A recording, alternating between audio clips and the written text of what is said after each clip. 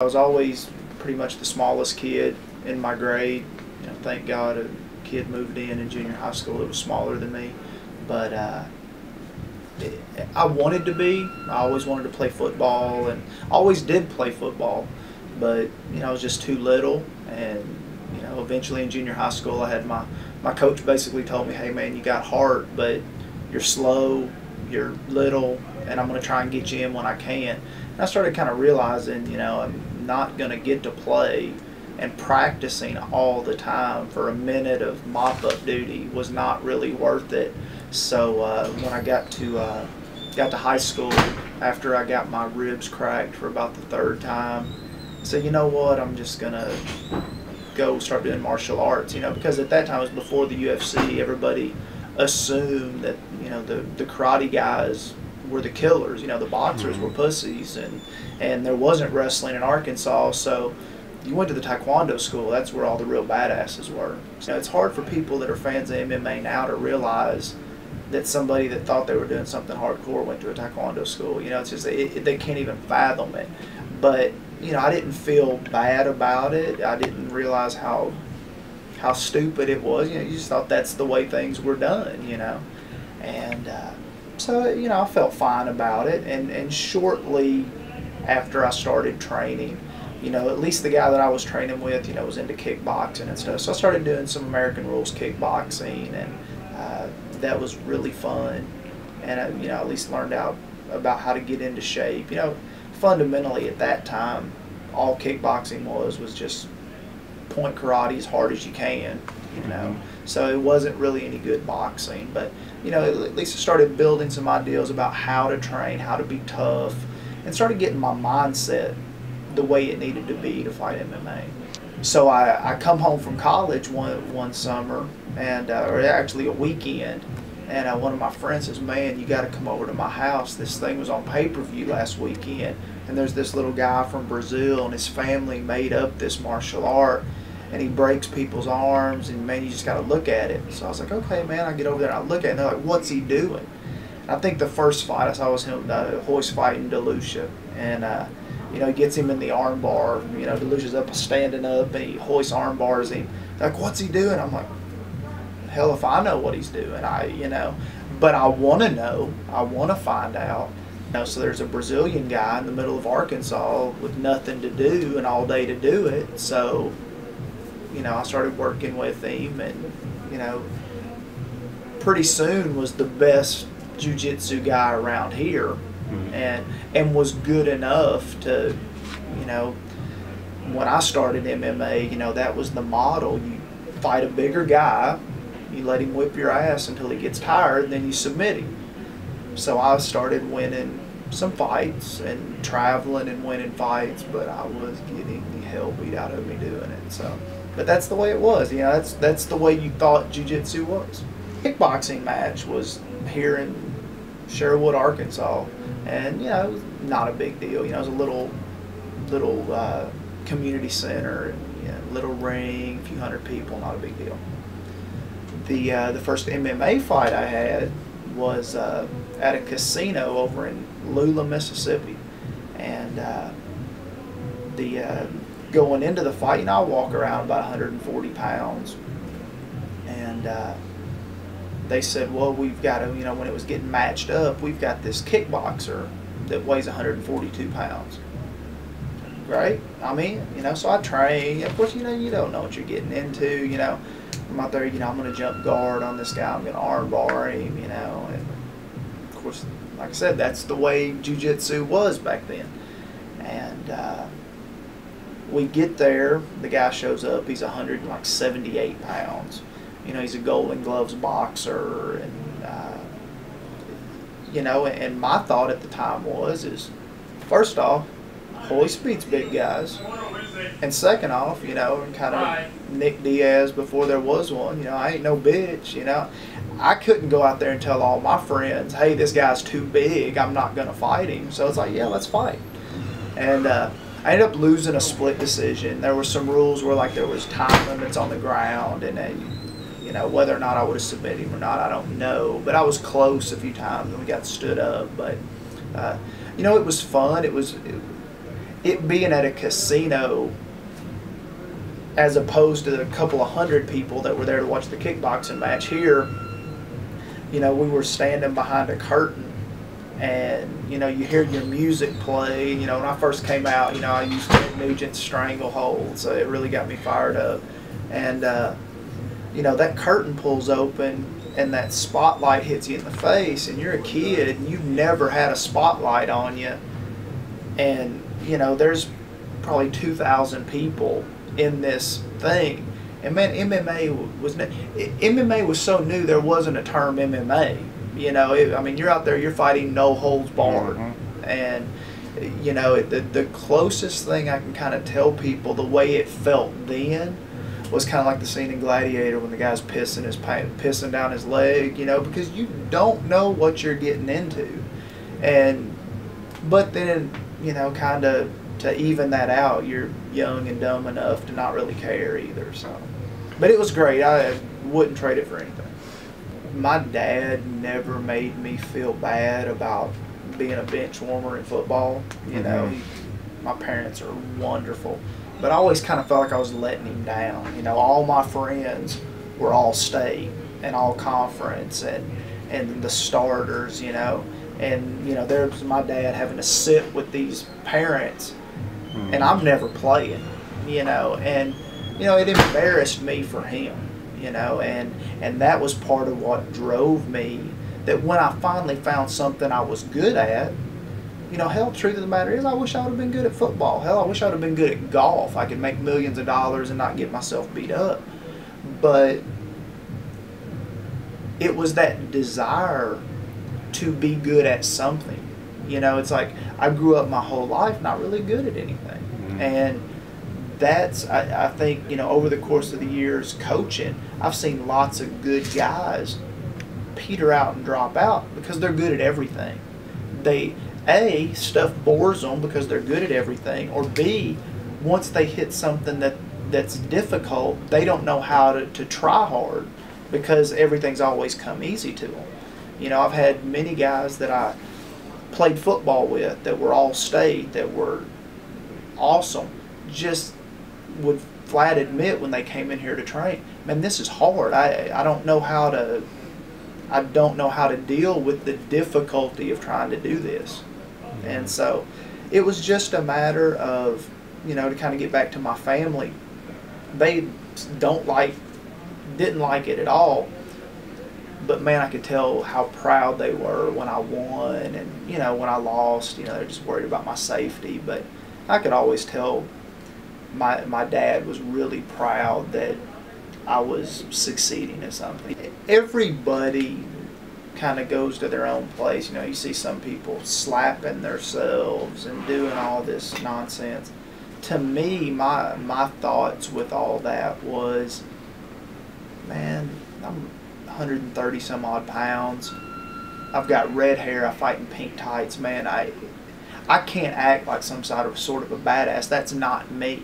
You know, and anybody that's ever seen me fight knows that, you know, I mean, I've had fights where I'm talking to people in the crowd, you know, talk with my opponents and stuff. You know, it's serious, but at the same time, that's kind of the place that I go to, you know.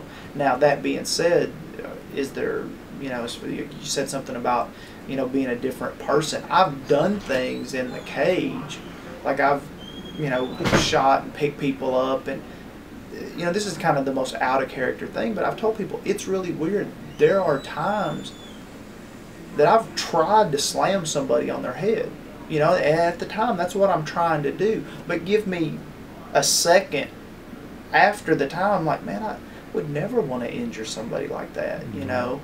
And you know, so you do have, I think, those moments where it gets really, you know, kind of primal, that, and I don't know if you can control it. I don't know if you really want to control it, but you know, and there's times if I'm getting moved out of position, I'll cheat, you know, I'll headbutt somebody, and that's not me. When I'm working corners, I don't tell my guys to do it, but man, the desire to win, the desire to compete is just so strong. I mean, I understand, I get it, you know, and I'll yell at refs when somebody else does it, and I regret doing it.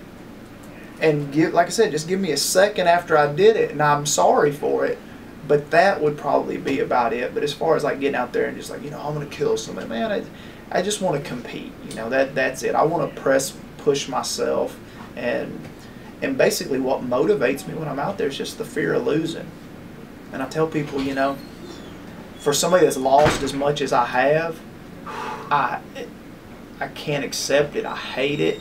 I don't enjoy winning that much. If I win a fight, I'm like, yay, let's go have a drink. I won. I was supposed to win.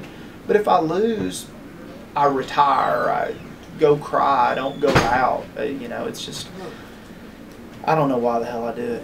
Outside of the gym, and that's odd because not only am I a fighter, and I say am, I don't think you really ever get rid of it. I'm definitely more of a has-been. I want to fight again, but I'll always be a fighter.